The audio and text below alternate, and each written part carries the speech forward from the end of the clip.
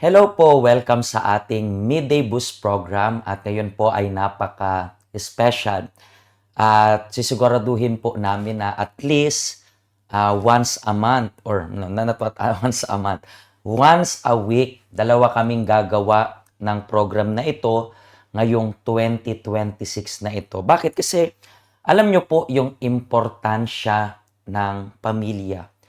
When we talk about yung pamilya, yes, today, yung magiging topic natin, it's all about sa love life ninyo.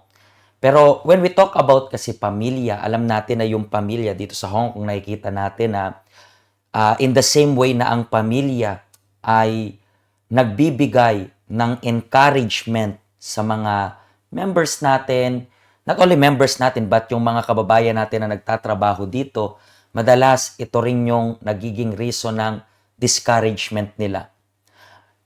Madalas doon sila humuhugot ng lakas, pero madalas yung pamilya rin yung reason kung bakit nawawalan sila ng lakas. That's why gumagawa tayo ng special na program na ito para ipakita sa kanila na yung pamilya ay binigay ng Diyos, isang regalo ng Diyos para maging masaya yung tao. Pero minsan, hindi nagiging masaya dahil sa mga desisyon na hindi inuuna yung salita ng Diyos. Desisyon na siguro based on their experience, based sa nababasa nila sa internet, based sa mga sabi-sabi ng tao, pero lahat ng yan, walang basihan. Pwedeng applicable sa kanila, pero hindi ibig sabihin na applicable sa kanila is applicable na sa taong nakikinig. That's why yung salita ng Diyos is giving us yung opportunity na mas matuto pa.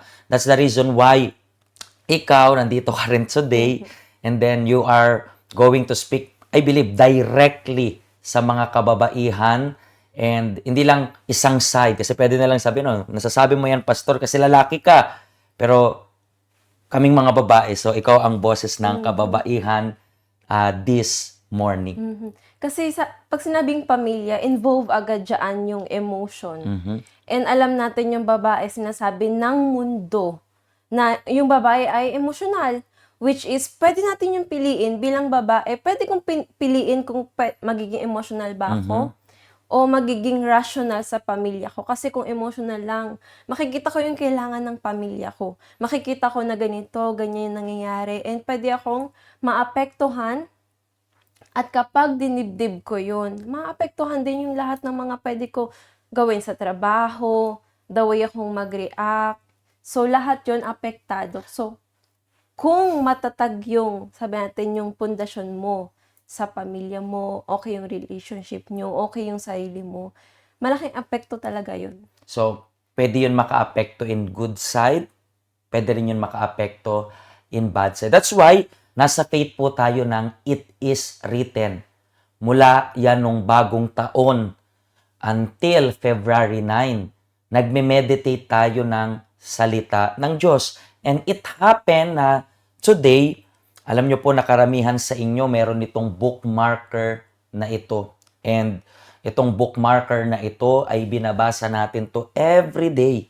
Yes, may mga verses na 20 verses, pero it doesn't matter kung gaano karami, basta ang pinaka-importante dyan is binabasa ninyo, minimeditate ninyo, and most of all, ina-apply ninyo. And alam nyo po na today, nasa day 19 tayo ng ating 40 days. And we are going to talk about itong love life, yung buhay pag-ibig ninyo. And just for you to know lang, kung hindi nyo po napanood yung mga previous programs natin, yung day 1 hanggang day 18, gusto ko lang pong i-inform kayo na lahat ng yan ay available sa ating YouTube channel. Itong YouTube channel natin ay napaka-organized. Punta lang po kayo UCKG Hong Kong and then makikita nyo po lahat ng playlist natin doon. Not only itong Midday Boost, pero even yung ating Voice of Faith kay Bishop and Mrs. Sonia, mapapanood nyo po lahat doon sa ating playlist. Kasi maganda po na, for example, itong episode ngayon, hindi ito matatapos ngayon. Yung episode ngayon, ipagpapatuloy natin up until, kung di ako nagkakamali, Thursday or Friday, makikita nyo po na itutuloy natin yung kwentong ito. That's why, hanapin nyo lang po. Ulitin ko, YouTube channel natin, UCKG Hong Kong. And then, punta kayo sa playlist, makikita nyo po yung mga videos natin doon. Pwede ninyong mabalikan kung napanood nyo na o kung hindi nyo pa napanood kasi maganda rin yan to refresh yung mind ninyo. And gusto ko lang rin pong i-ask sa inyo, kung hindi nyo pa po na-share yung link ng program na ito, i-share nyo po para sa family members ninyo, maybe para sa anak. Maganda rin para sa anak kasi alam natin ngayon, kasi pag-uusapan natin yung love life. And alam natin na isa sa reason kung bakit, kasi nauuso yung mental health problem, depression, so on and so forth. At alam natin na when we talk about love life, isa sa natatamaan, hindi lang yung matatanda. Pero mostly, yung mga kabataan din, importante to na i-share para sa mga youths rin. Kasi maraming times na sa mga pamilya, yung mga anak nila, minsan hindi nila sinasabi sa magulang nila, oh, may crush ako, meron pala akong boyfriend, may ganyan. So, hindi man nila sinasabi sa inyo, pero ito yung way para ma-realize nila, oh, yung pinupuntahan pala ng mama ko, o yung church pala nila, hindi lang about sa religion, amen, ganyan. Pero seminar siya na practical talaga. And interesting pa yung topic. Okay, so this time, pwede nyo pong i-share yung link ng program. Kasi, alam nyo po na both of us, lumaki kami, basically sa church. Ilang taong ka napunta sa church? I think 9. Uhugin pa siya that time. Uhugin pa rin ako. 8 years old ako, pumunta sa church. So, tingnan nyo po, lumaki kami sa church. And then, pwede nyo sigurong yung thinking nyo is ganito. Hindi, lumaki kayo sa church, kaya nasasabi nyo yan na hindi religious. No, pero hindi talaga. Kasi, for example, nag-start ako sa Sunday school. Classroom na, yes, we are learning about yung salita ng Diyos. Pero, sa age, sa message na applicable sa age namin. Then afterwards, pumunta kami wala pa that time na UTF.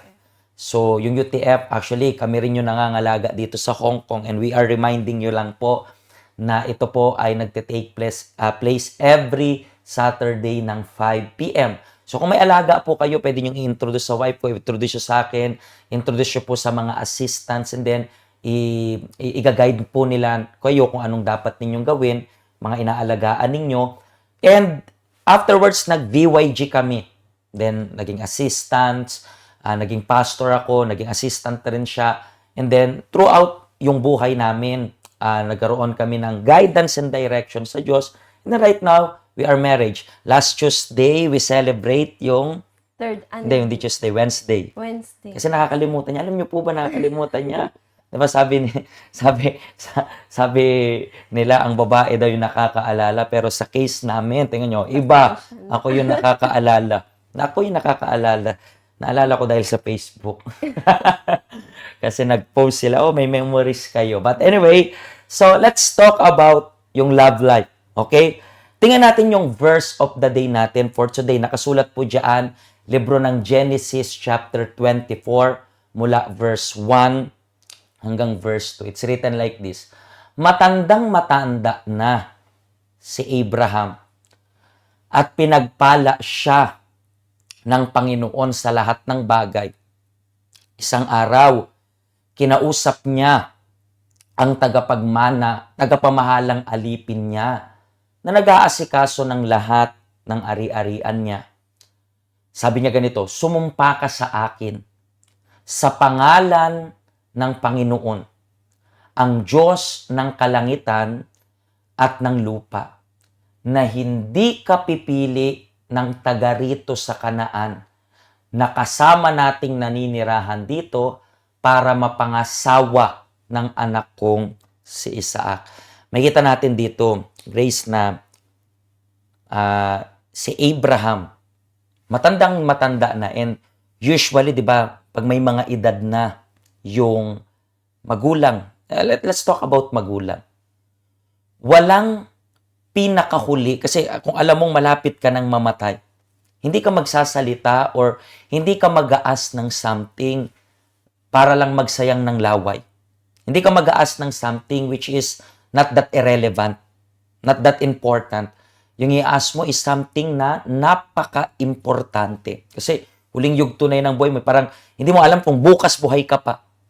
Pero interesting kasi hindi niya inisip, okay, isulat mo na dapat tagapagmana siya ng ari-arian ko. Kasi sabi dito, matandang-matanda na, blessed sa lahat ng bagay. Pero hindi niya inisip, okay, dapat yung mga camel, mga ari-arian ko, dapat pa sa kanya. Ang main concern ni Abraham is love life. Kasi usually ang naririnig natin ganito, ilibing mo ko sa ganitong lugar, gusto kong ikaw yung makatanggap nito. Minsan yun yung last will na tinatawag. Pero yung tanging hiling ni Abraham sa anak niya kay Isaac, sabi niya na pumili ka ng tamang babae. Actually, hindi si Isaac. So, yung alipin, Pa mismo. Yung alipin, inutusan na din, punta ka doon, please, wag dito. Hindi lang basta alipin, yung alipin na pinagkakatiwalaan niya. So, tagapamahala. Pero, ang makikita natin dito, ano yung pastor? Hindi si Isaac yung mamimili. No, si Isaac yung mamimili kasi later on, anong mangyayari? Mamimit nila yung isa't isa. Mamimit nila yung isa't isa. Pero ang gusto kong mag-focus dito is yung pinaka-concern ng magulang. Ang concern na tama ng magulang is about love life. Kasi when we talk, minsan kasi bilang Pilipino, diba, alam natin minsan, sa panahon natin ngayon, dati, ang pinaka-concern pa rin talaga ng parents is, naalala ko kasi yung si Abraham, sa parents natin rin. Diba? Minsan, against yung parents natin, mag-boyfriend ng maaga, mag-girlfriend ng maaga.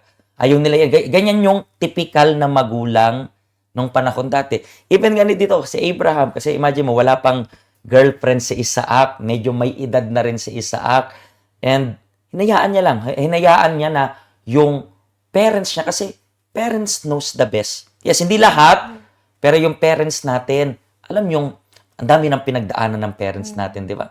And alam ng parents natin lagi kung ano yung the best para sa atin. Nasabi nila, strict yung parents ko, strict yung ano ko, hindi pwede. Pero yun kasi yung sabi natin, na-experience na nila yung bagay. So, kailangan natin, for example, nakikita ko yung halimbawa na maganda at hindi rin maganda. So, bilang isang anak, so kung may mga nakikinig man sa akin ng anak, syempre, meron tayong matututunan na maganda mula sa magulang. Kasi alam na nila, may experience sila. Pero meron tayong bilang anak na, okay, hindi ko to gagawin kasi nakakasira to ng future, nakakasira to ng atmosphere ng bahay. Kasi when we started itong 40 days, sinabi natin na yung blessing is hindi automatic. Kailangan piliin. Ito ay dalawang message. Unang-una sa lahat, sa parents. Pwede kang makialam. Ganito, may quote. Pero ilugar mo yung pangingialam mo. Dito si Abraham, bakit nangialam siya sa love life ni Isaac? Kasi alam niya kung ano yung ugali ng mga tao doon sa Kanaan. Alam niya kung anong klase. Bakit? Anong klase ba yung doon sa Kanaan? Na hindi nila tradisyon. Sa Kanaan, ang daming asawa. Ang daming asawa. So, ayaw ni Abraham na ganon si Isaac. Kasi, hindi ibig sabihin na, for example, di ba, doon sa Kanaan, hindi mali sa paningin ng mga tao na marami kang asawa.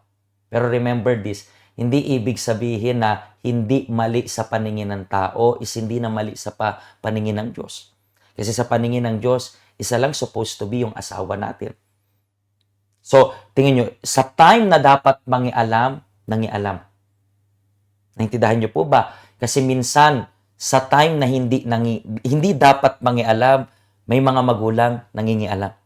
Sa time na dapat mangialam, di nangingialam. Tapos sa hindi dapat pakialaman, doon nakikialam. Like, for example, yung kapag may asawa na yung anak nila. Yan ay time na dapat di na sila mangialam. Pwede silang magbigay ng payo, pero hindi dapat sila mangingialam. I remember, yung time sila Bishop Renato, and then si Mrs. Chris, sila yung leader ng love therapy, di ba? And umabot sila sa point, yung mga bishop, and then anak ng leader, anak ng bishop, aabot sa punto na maghihiwalay na. And then umabot sa punto na tumawag sa parents, pero anong sagot ni Bishop Macedo? Problema nyo yan. Sa tingin nyo, Bishop Macedo, alam niya kung anong dapat i-advise, pero that time, okay, problema nila yan, hindi ko yan papakialaman. Pero maraming mga parents usually, pakialamero. Wagas yung pakikialam. O wag yan, na hindi mo nga kilala. Naalala ko, meron ako nakausap sa prayer station. And then, sabi niya ganito, ano, Pastor, hindi ko kinakausap yung girlfriend ng anak ko. Hindi, sabi ko, what if siya yung kausapin mo to save yung anak mo? Kasi sabi niya, hindi nakikinig yung anak ko sa akin. Bakit mag-i-insist ka pa na sabihin sa anak mo kung anong dapat gagawin kung hindi naman kayang makinig? So this time, mag-change ka ng strategy. Kausapin mo naman yung girlfriend. Malay mo, maligtas yun, tapos dahil sa kaligtasan, may ligtas siya yung anak mo. So, kinakailangan alam rin ng magulang kung kailan yung dapat mangialam, kung kailan dapat mangialam, at kung kailan hindi dapat mangialam. Kasi bakit nakakasakal para sa kapamilya mo na lagi mong gustong kontrolin yung buhay nila? And to the point na parang gusto nilang mas lalong magrebelde. Mhm. 'Di ba? Meron namang isang consequence na gano'n na dahil gusto mong laging makialam sa buhay ng anak mo, sa kapamilya mo, dumedepende na sila sa'yo. Lahat ng desisyon nila kailangan nilang tanungin sa'yo. Kaya kapag bumuo sila ng pamilya, parang hindi nila alam kung ano ba yung dapat nilang gawin. At hindi ka palagi nandiyan para sabihin sa kanila, oh, ganito, ganyan, ganito. And nagkakaroon sila ng problema kasi imbis na yung, for example, yung anak mo is lalaki, for example, or even babae. O ano ba yung dapat kong gawin? Imbis na yung lalaki na yun o yung babae na yun, kausapin yung asawa niya, yung kinakausap niya yung nanay niya. Which is yung relatives niya na, kasi yung pinakapamilya mo na kapag kasal na kayo is yung asawa mo.